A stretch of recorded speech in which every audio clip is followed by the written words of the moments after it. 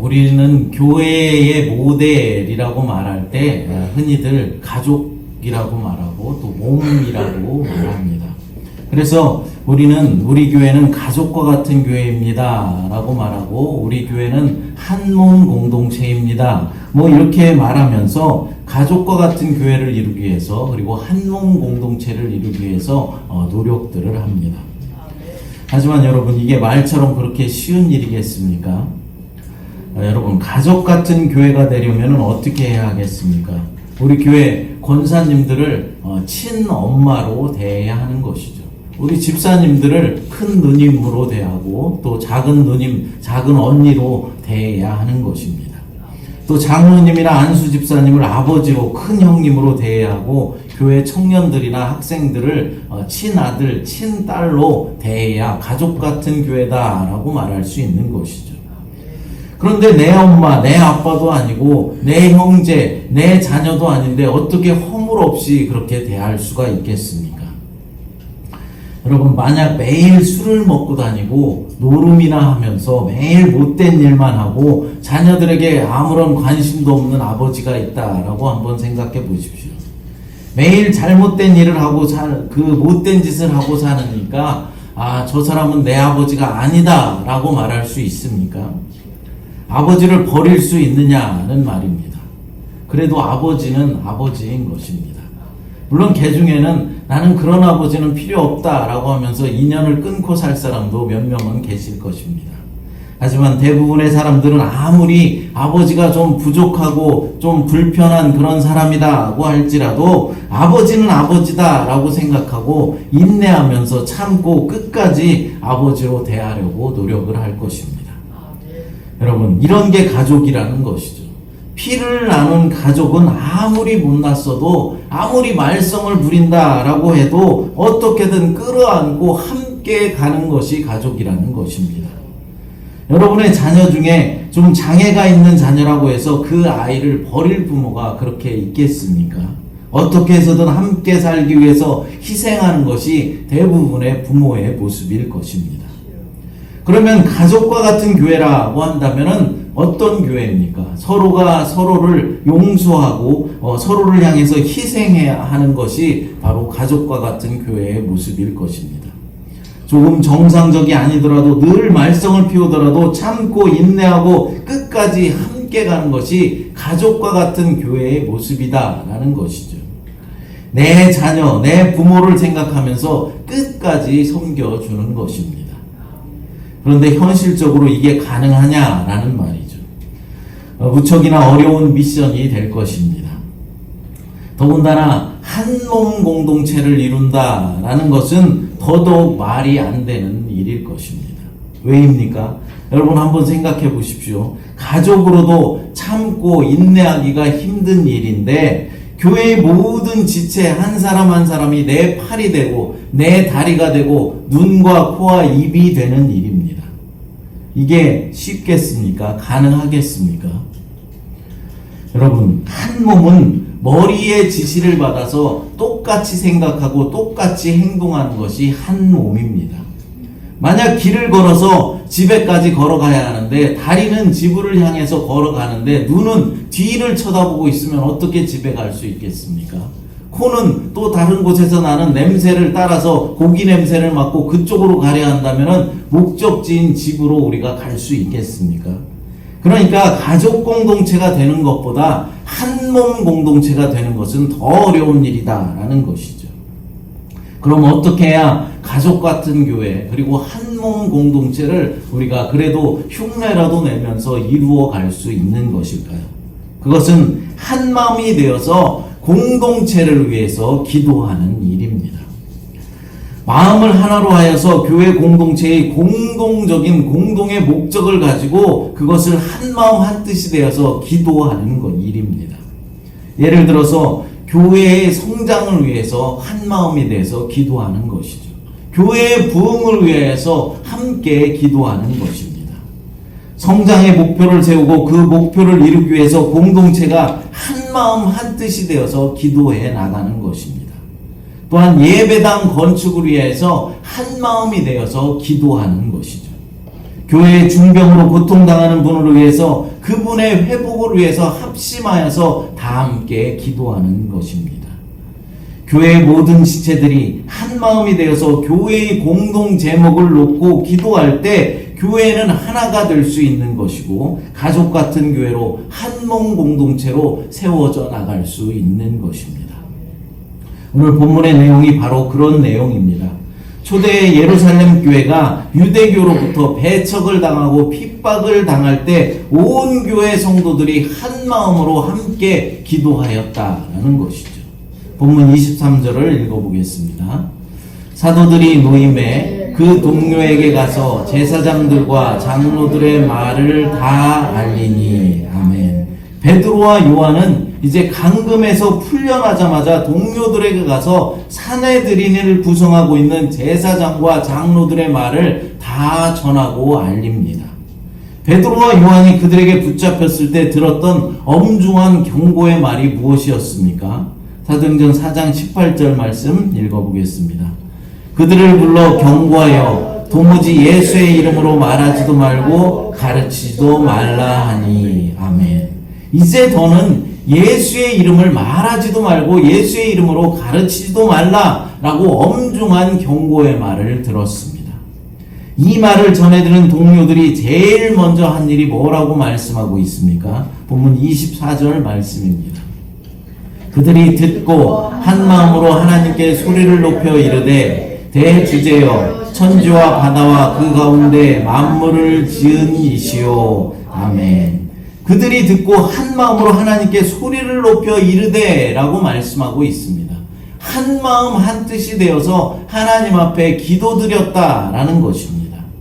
그러니까 핍박의 말을 전해들은 동료들이 제일 먼저 한 일이 한 마음이 되어서 교회 공동체를 위해서 하나님 앞에 소리 높여 기도하였다라는 것입니다. 우리 교회도 이랬으면 좋겠습니다. 예루살렘 교회 공동체가 핍박의 말을 어려운 소식을 전해드렸을 때 모두가 마음을 합하여서 기도하였던 것처럼 우리 새마음교회 공동체도 어려움이 있을 때마다 한 마음이 되어서 기도함으로 이 일들을 극복해 나갔으면 좋겠습니다. 현재 우리 교회의 어려움이 무엇인지 알아서 교회의 공동 기도 제목을 가지고 한 마음으로 기도하는 그런 교회가 되었으면 좋겠습니다.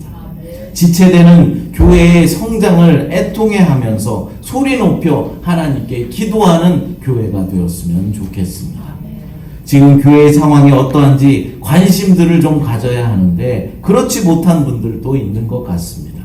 오로지 자신만 위해 기도하고 교회 공동체에 대해서는 전혀 관심이 없는 분들도 있습니다. 그러나 그러면 안 된다라는 것이죠.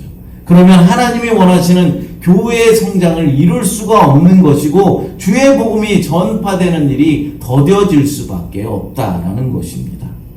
그러므로 우리는 먼저 교회의 상황과 그리고 우리 교회 지체들의 상황을 잘 파악하여서 부족한 부분, 연약한 부분을 위해서 힘을 합해서 기도해 나가야 하는 것입니다. 예루살렘 교회 공동체는 창조주 하나님의 절대적인 주권을 찬양하는 것으로 기도를 시작하고 있습니다. 대주제여 천지와 바다와 그 가운데 만물을 지으니시오 라면서 기도를 시작하고 있는 것입니다. 여기서 대주제여라는 이 말씀은 절대적인 권능을 지니신 절대자 하나님을 뜻하는 것이고 모든 지배권이 하나님께 있다라는 것을 강조해주고 있는 것입니다. 하나님은 온 세상 그 누구보다도 능력이 뛰어난 분이시며 모든 것을 다스리시는 분이십니다. 그러므로 그 누구도 하나님의 계획이나 하나님이 하시는 그 일들을 위협할 수 없다라는 것을 고백하고 있는 것이죠. 우리도 하나님의 절대적인 권능을 먼저 인정하는 그런 자세가 필요한 것입니다. 그런데 어떤 분들은 마치 자신의 기도는 다 하나님께서 이루어 주셔야 하고 자신이 기도하기만 하면 다 응답받아야 된다라는 식으로 기도하는 사람도 있습니다. 그런데 그것은 하나님의 주권을 거스리는 것이다 라는 것을 우리는 알아야 하는 것이죠. 기도는 우리가 하지만 기도를 이루시는 분은 하나님이시다 라는 사실을 우리는 먼저 인정해야 하는 것입니다. 우리는 기도할 때 오히려 내 뜻이 꺾이고 하나님의 뜻을 깨닫게 하여 주시옵소서. 하나님의 뜻이 이루어지기를 위해서 기도하는 그런 단계까지 나아가게 해달라고 호소해야 하는 것입니다. 한 마음으로 기도하는 공동체는 이제 구약 성경을 인용하여서 기도하는 모습을 보이고 있습니다. 본문 25절, 26절을 읽어보겠습니다. 또 주의 종 우리 조상 다윗의 입을 통하여 성령으로 말씀하시기를 어찌하여 열방이 분노하며 족속들이 허사를 경영하는고 세상의 궁왕들이 나서며 관리들이 함께 모여 주와 그의 그리스도를 대적하도다 하신 이로소이다. 아멘. 초대교회 성도들은 구약의 말씀을 배우고 익히며 묵상하며 항상 마음에 품고 살아가고 있다가 언제든지 기도할 때마다 그것을 꺼내 썼다라고 해도 과언은 아닐 정도였습니다. 그러니까 이들은 기도할 때마다 하나님의 말씀을 인용하면서 기도를 드렸다라는 것이죠. 오늘날 우리의 기도도 이래야 한다라는 것입니다. 예수님께서도 공생의 사역을 시작하시기 전에 이제 광야에 들어가셔서 40일 동안 금식하시며 기도하실 때 마귀 사탄으로부터 오는 그런 시험을 물리치셨는데 무엇으로 기도하며 물리치셨다고 했습니까? 바로 신명기의 말씀을 통하여서 물리치셨다라고 했습니다. 그러니까 예수님의 기도는 말씀이고 말씀이 곧 기도다라는 것입니다. 고린도후서 1장 20절 말씀을 읽어보겠습니다. 하나님의 약속은 얼마든지 그리스도 안에서 예가 되니 그런즉 그로 말미암아 우리가 아멘하여 하나님께 영광을 돌리게 되느니라. 아멘. 여기서 하나님의 약속은 바로 약속의 말씀을 뜻하는 것이죠. 그러니까 구약 성경의 말씀을 말하고 있는 것입니다. 이 성경의 말씀들이 누구 안에서 예가 된다고 말하고 있습니까? 바로 예수 그리스도 안에서 예가 된다라고 말하고 있는 것이죠. 그러니까 예수 안에 거하기만 하면, 예수 그리스도 안에 있기만 하면 모든 말씀들이 예가 된다. 그러니까 이루어진다, 응답받는다라는 말입니다. 그러므로 우리는 아멘 아멘 하면서 하나님께 영광을 돌리기만 하면 되는 것입니다. 여러분, 우리의 기도가 말씀을 붙잡고 기도할 때 하나님이 약속하시고 예수님이 이루신 것을 내가 그냥 아멘 아멘 하면서 기도하기만 하면 된다라는 것입니다. 그러면 그것이 하나님의 뜻대로 하는 기도가 되는 것이고 하나님께서 그 기도를 이루어 주시는 것입니다. 우리의 기도가 응답받지 못하는 이유 가운데 하나가 무엇인 줄 아십니까? 하나님의 말씀대로 하나님의 뜻대로 기도해야 하는데 내 생각과 내 마음대로 내 뜻대로 기도하기 때문에 응답받지 못하는 것입니다. 우리가 기도를 읊조리고 말씀을 소리내어 읽는 것이 훌륭한 기도가 된다라는 사실을 깨닫게 되시기를 바랍니다. 그래서 우리가 성경을 읽을 때도 함께 합심하여서 함께 봉독하는 이유가 거기에 있는 것입니다. 그것이 바로 기도가 되기 때문입니다. 예를 들어서 여호와는 나의 목자시니 내게 부족함이 없으리로다 이렇게 말씀을 읽고 아멘 이렇게 기도하는 것이 굉장히 훌륭한 기도가 된다라는 것이죠. 여러분, 말씀은 영의 양식이다라고 말하지 않습니까? 그럼 우리가 영의 양식을 어떻게 먹을 수 있겠습니까? 성경의 말씀을 읊조리는 것입니다. 말씀을 읽을 때 그 소리가 우리의 귀에 들리면서 우리는 영의 양식을 먹을 수 있게 되는 것입니다. 또한 읽을 말씀을 가만히 묵상하면서 하나님 오늘 이 말씀으로 내가 무엇을 기도할 것인지 깨닫게 하옵소서 기도하게 되면 참으로 놀라운 것은 성령님께서 주시는 기도의 힘이 생겨나게 된다라는 것입니다. 왜 그렇습니까? 기도의 근거가 하나님의 말씀이기 때문에 그렇습니다. 여러분, 기도하시는 분들은 잘 아시겠지만 기도의 응답이라는 것이 천차만별입니다. 기도하면 바로 속히 응답받는 그런 기도 제목도 있지만은 어떤 기도 제목은 수십 년을 기도해도 응답이 없는 그런 기도 제목도 있습니다. 그러면 우리는 그것을 기다리지 못하고 기도를 포기해 버릴 때가 너무나 많습니다. 그러나 말씀으로 우리가 기도하면은 더딘 응답을 인내할 수 있는 힘을 얻게 된다라는 사실입니다. 내 기도의 자리에 하나님의 말씀이 있고 약속이 있으니까 응답을 기다릴 수 있는 힘이 생기게 된다라는 것이죠. 여호수아 1장 9절 말씀을 읽어보겠습니다. 내가 내게 명령한 것이 아니냐. 강하고 담대하라. 두려워하지 말며 놀라지 말라. 내가 어디로 가든지 내 하나님 여호와가 너와 함께하느니라 하시니라. 아멘. 강하고 담대하라. 두려워하지 말고 놀라지 말라. 이렇게 기도 말씀을 읽고 나서 아멘 하고 대답을 하는 것입니다. 두려워하지 말고 걱정하지 말라고 말씀하셨으니 내가 이 약속의 말씀을 붙잡고 나가겠습니다. 이렇게 기도를 해야 하는데 말씀을 우리가 읽지 않고 말씀을 알지 못하니까 그냥 기도하니까 두려운 일이 생기게 되면 어떻게 됩니까? 하나님 너무나도 두렵습니다. 걱정이 됩니다. 이렇게 기도할 수밖에 없는 것이죠. 그러니까 말씀을 붙잡고 기도하는 것과 우리가 그냥 기도하는 것은 완전히 차원이 다르다라는 것입니다. 그래서 우리가 말씀을 근거로 기도하면은 하나님의 때가 언제이든지 언제 응답해 주실지 몰라도 우리가 힘있게 계속해서 기도해 나갈 수 있게 되는 것입니다.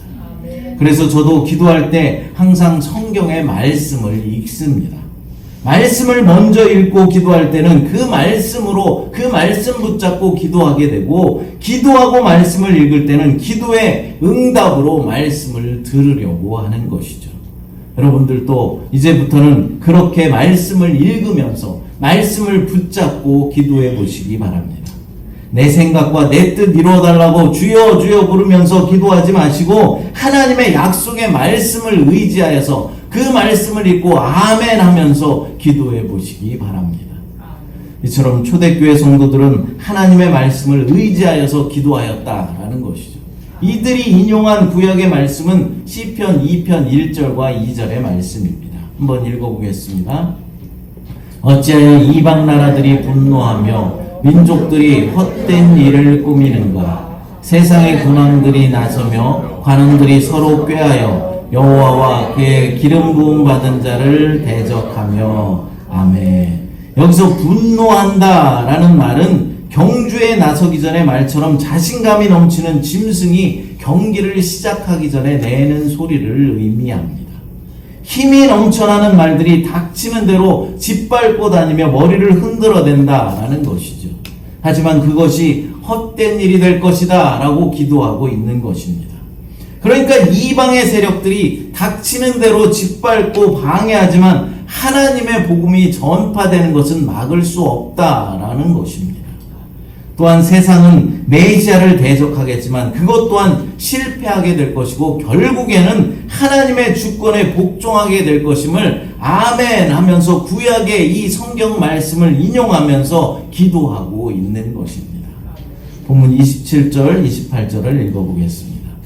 과연 헤롯과 본디오 빌라도는 이방인과 이스라엘 백성과 합세하여 하나님께서 기름 부으신 거룩한 종 예수를 거슬러 하나님의 권능과 뜻대로 이루려고 예정하신 그것을 행하려고 이 성에 모였나이다. 아멘. 여러분 실제로 갈릴리 지역의 분봉왕이었던 헤롯 안티바스와 그리고 유대 총독이었던 빌라도가 이방인들과 이스라엘의 백성들과 합세하여서 하나님께서 세우신 거룩한 종 예수님을 십자가에 못 박아 죽였습니다. 하지만 사흘 만에 다시 부활하심으로 세상의 악한 뜻은 실패하였습니다. 오히려 그들의 악한 뜻은 하나님께서 태초부터 미리 계획해 두신 인류 구원의 성취를 위한 사건이었다라는 것이죠. 그러니까 십자가 사건은 하나님께서 예정하신 일을 이루려는 그런 사건이었다라는 말입니다. 십자가 사건은 하나님이 예정하신 바를 이루는 일이라고 고백한 성도들은 이제 구체적으로 두 가지를 기도하고 있는 것을 보게 됩니다. 첫째로 악인들의 위협에 위축되지 않고 담대히 하나님의 말씀을 계속해서 전할 수 있도록 도와주실 것을 기도합니다. 본문 29절 말씀이죠. 읽어보겠습니다. 주여 이제도 그들의 위협함을 굽어보시옵고 또 종들로 하여금 담대히 하나님의 말씀을 전하게 하여 주옵시며. 아멘. 여기서 구보보다라는 것은 상황을 살펴서 적절한 심판을 내려달라라고 말하고 있는 것입니다. 그러니까 예루살렘 교회의 성도들은 복음 전도를 방해하는 사람들을 모두 하나님 손에 맡기고 자신들은 오로지 말씀에 담대함으로 말씀을 전하는 일에 전념하겠다라고 기도하고 있는 것입니다. 두 번째로 하나님이 행하신 표적과 기사가 그들의 사역에 동반되길 위하여 기도하고 있습니다. 30절 말씀입니다. 손을 내밀어 병을 낫게 하시옵고 표적과 기사가 거룩한 종 예수의 이름으로 이루어지게 하옵소서 하더라. 아멘. 이들은 자신들은 기적을 행할 수 없으며 오직 하나님만이 기적을 행하신다라는 사실을 알고 있었습니다. 그러므로 하나님이 손을 내밀어서 병을 낫게 하시고 온갖 기적을 예수 그리스도의 이름으로 이루어 주실 것을 기도하고 있는 것이죠. 왜 이렇게 기도하는 것입니까? 그것들을 통하여서 복음이 전파되기를 원하는 것입니다. 초대교회 성도들의 이 기도를 통해서 우리에게 교훈하고 있는 것들이 있습니다. 무엇입니까? 그들이 전도와 선교에 얼마나 열정이 있었나 하는 것입니다. 그렇습니다. 초대교회 성도들은 전도와 선교에 뜨거운 열정을 가지고 있었습니다. 유대교 지도자들은 전도하지 말고 예수의 이름을 말하지도 말고 가르치지도 말라라고 엄중히 경고를 했었습니다. 이 경고를 무시했을 때 사실 이들에게 어떠한 상황이 처할지 알 수 없는 그런 상황이었죠. 옥에 갇힐 수도 있고 매를 맞을 수도 있고 어쩌면 목숨을 잃을 수도 있었습니다.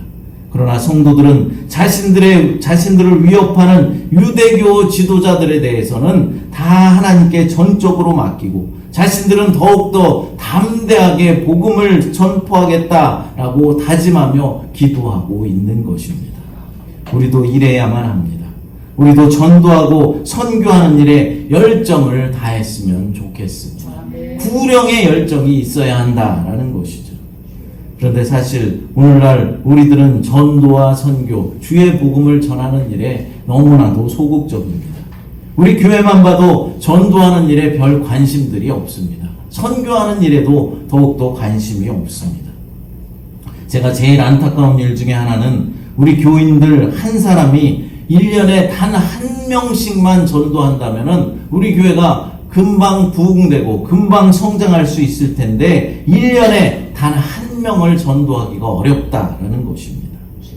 사실 우리는 전도하기는커녕 자기 자신의 믿음 하나 지키기도 어려운 분들도 있습니다. 이제 우리 새마음교회에서 믿음 생활을 한 지가 3년, 4년이 넘었음에도 불구하고 그래서 이제 전도를 해야 하고 다른 사람을 믿음으로 이끌고 챙겨야 함에도 불구하고 그런 위치에 있음에도 불구하고 아직도 책임을 받아야 하는 그런 분들도 있다라는 것이죠. 그러니 어떻게 우리가 전도하고 선교할 수 있겠습니까? 자기 자신의 믿음도 제대로 지키지 못하는데 말입니다. 여러분, 초대교회 성도들은 목숨 걸고 예수 그리스도의 복음을 전하겠다고 기도하고 다짐하였고 실제로도 전도하는 일에 최선을 다했고 목숨을 바쳤습니다. 우리는 목숨은 걸지 못하더라도 최선을 다하는 모습은 보여야 하지 않겠습니까? 언제까지 자신의 믿음 하나 제대로 지키지 못해서 흔들리는 그런 모습만 보이겠습니까? 사랑하는 여러분, 우리는 참으로 신실한 예수님의 대리인이었던 초대교회 성도들의 신앙과 이 믿음을 본받아 살아가야 하는 것입니다. 주의 복음을 전하기 위해서 몸부림치는 전도인들이 다 되어야 한다라는 것이죠. 핍박과 위협에 굴하지 않던 더욱더 신실한 그런 예수님의 증인들이 되게 해달라고 기도하던 이들에게 어떤 일이 벌어졌다고 합니까? 본문 31절을 읽어보겠습니다. 빌기를 다음에 모인 곳이 진동하더니 무리가 다 성령이 충만하여 담대히 하나님의 말씀을 전하니라. 아멘. 하나님은 세 가지 현상을 보이십니다. 땅의 흔들림과 함께 기도한 사람 모두가 성령으로 충만해졌습니다. 또한 담대함으로 하나님의 말씀을 전하게 되었습니다. 땅이 흔들렸다는 것은 하나님의 임재를 나타내는 것이죠. 우리가 한 마음 한 뜻이 되어서 전심으로 기도할 때 하나님의 임재를 경험할 수 있게 되는 것입니다. 기도하던 사람들이 모두 성령으로 충만했다는 것은 성령의 새로운 체험이 있었다라는 것입니다. 우리도 날마다 성령의 새로운 체험을 경험했으면 좋겠습니다. 나는 과거에 성령이 충만했었어. 옛날 교회에서 충성했었어. 헌금도 많이 드렸고 봉사와 선교도 많이 했었어. 목사님의 오른팔과 왼팔이 되어서 충성을 다했었어. 여러분, 과거가 되면 안 됩니다. 과거에 아무리 많은 일을 했으면 무엇합니까? 지금 하지 않으면 아무런 소용이 없는 것입니다. 하나님은 지금의 우리의 믿음을 보시고 나를 평가하시지 옛날의 모습, 과거의 내 모습을 보고 평가하시지 않는다라는 사실입니다. 우리가 구원받는 것은 지금의 믿음과 신앙을 보는 것이지 과거의 믿음을 보시고 우리를 구원하시지 않는다라는 사실입니다. 과거에 아무리 위대한 믿음이 있었어도 지금 믿음이 없으면 구원에 이르지 못하는 것입니다. 날마다 성령의 충만함으로 채워져 가시기 바랍니다. 성령으로 채워지면 담대함을 얻을 수 있게 되는 것이죠. 믿음의 반대말은 두려움입니다. 그래서 두려움이 없다는 것은 믿음이 좋다라는 뜻이 되는 것이죠. 이렇게 성령으로 충만해서 두려움이 없어지면 담대함으로 주의 복음을 전할 수 있게 되는 것입니다. 사랑하는 여러분, 예루살렘 교회의 성도들은 그들을 방해하고 핍박하는 어려움이 있을 때 한마음 한뜻이 되어서 하나님께 간절함으로 기도드렸습니다. 이렇게 한마음으로 기도할 때 어려움을 이길 수 있었고 교회는 부흥하고 성장하였습니다. 우리도 기도했으면 좋겠습니다. 더딘 성장을 바라보며 안타까운 마음을 가지고 간절함으로 한마음이 되어서 기도했으면 좋겠습니다. 그럴 때 우리 교회는 성장하는 것이고 여러분들의 간절한 소망 또한 이루어지게 될 것입니다. 간절히 바라옵기는 예루살렘 이 공동체가 한 마음으로 기도하고 가족과 같은 교회를 이루고 한 몸 공동체를 이루어서 날마다 성장하고 부흥하였던 것처럼 우리 교회도 이렇게 한 마음 한 뜻이 되어서 한 몸 공동체를 이루고 가족과 같은 그런 교회를 이루어서 성장하고 부흥하는 그런 교회가 되었으면 좋겠습니다. 아무것도 두려워하지 말라라는 찬양 부르시고 함께 합심하여 기도하겠습니다. 하나님 감사합니다. 우리 새마음교회를 세워주시고 함께 예배하게 하시니 감사합니다. 하나님, 초대 예루살렘 교회의 성도들이 어려움에 처했을 때 한마음이 되어서 기도했던 것처럼 우리도 한마음으로 기도하는 공동체가 되도록 인도하여 주시옵소서. 말씀을 의지하여 기도하게 하시고 주의 복음이 전파되길 위해서 교회의 성장을 위해서 합심하여 기도하는 새마음 공동체 되도록 하나님 역사하여 주시옵소서. 그래서 놀라운 성장과 부흥을 이루며 우리 개인의 기도 제목도 응답받는 귀하고 복된 삶을 살아갈 수 있도록 축복하여 주시옵소서. 거룩하신 예수님의 이름으로 기도드리옵나이다. 아멘.